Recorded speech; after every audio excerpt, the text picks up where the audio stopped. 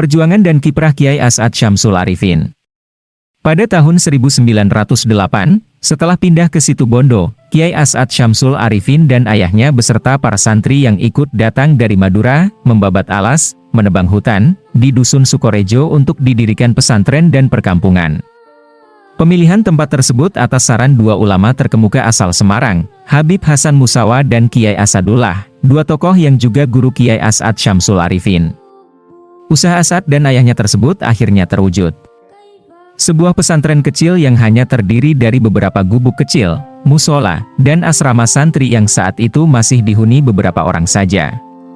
Sejak tahun 1914, pesantren tersebut berkembang bersamaan dengan datangnya para santri dari berbagai daerah sekitar.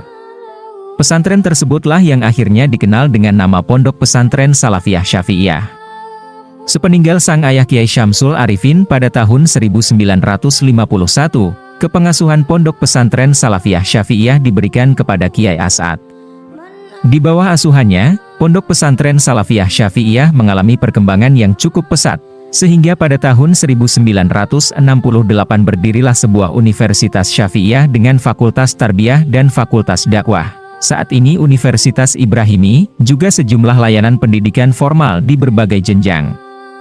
Estafet kepemimpinan pesantren diteruskan oleh putra-putri Kiai As'ad Syamsul Arifin, yaitu Zainiyah, Nur Syarifah, Nafiah, Mukarromah, Makiyah As'ad, Isyayah As'ad, Raden Fawaid As'ad, dan Raden Holil As'ad.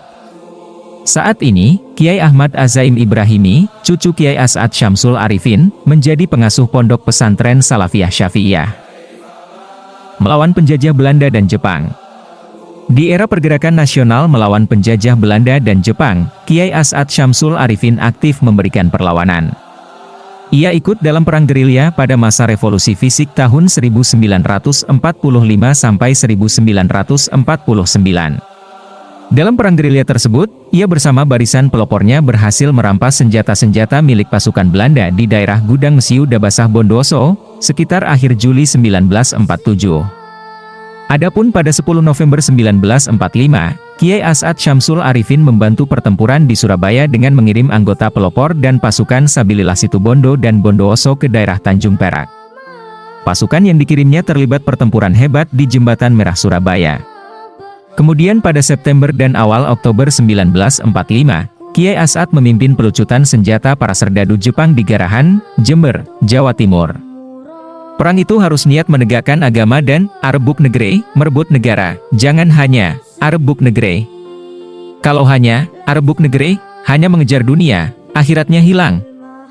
Niatlah menegakkan agama dan membela negara sehingga kalau kalian mati, akan mati syahid dan masuk surga. Pernyataan tersebut merupakan petuah dan motivasi perjuangan dari Kiai Raden As'ad Syamsul Arifin, 1897–1990, kepada pasukan santri, Hizbullah dan Sabilillah, dan pasukan pemuda yang awalnya menjadi preman, berandal, bajingan, dan jawara, pelopor, untuk melawan penjajah Belanda. Kiai As'ad memiliki kedalaman ilmu agama yang mumpuni, mempunyai ilmu kanuragan dan bela diri, serta cukup menguasai ilmu militer. Selain menggerakkan para santri, Kiai As'ad juga cerdik dalam mengomando para bandit agar membantu perjuangan para santri mengawal kemerdekaan Indonesia. Kemampuan Kiai As'ad dalam mengorganisasi para berandal dan jawara dari wilayah Banyuwangi, Situbondo, Bondowoso, Probolinggo, Jember, Lumajang, dan Pasuruan dicatat oleh Syamsul A. Hasan, 2003, yang dikutip Munawir Aziz. Kiai As'ad Syamsul Arifin mengumpulkan para bandit dan jawara tersebut dalam laskar bernama pelopor, seperti dijelaskan di atas.